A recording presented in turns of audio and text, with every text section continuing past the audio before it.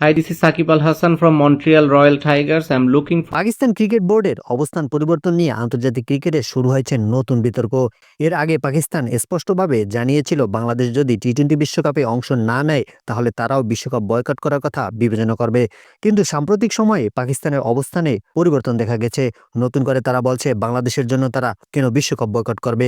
এই দ্রুত অবস্থান পরিবর্তন ক্রিকেট প্রেমীদের মধ্যে প্রশ্নের জন্ম দিয়েছে। এই বিষয় নিয়ে লাইভে এসে প্রতিক্রিয়া জানিয়েছেন বাংলাদেশের অভিজ্ঞ অলরাউন্ডার সাকিব আল হাসান। সাকিব বলেন, আন্তর্জাতিক ক্রিকেটে এমন গুরুত্বপূর্ণ ইস্যুতে অবস্থান নেওয়ার আগে স্পষ্টতা ও ধারাবাহিকতা থাকা জরুরি। তার মতে একটি দেশ যখন অন্য দেশের পাশে থাকার কথা বলে তখন সেই অবস্থান ধরে রাখাটাও সমান গুরুত্বপূর্ণ।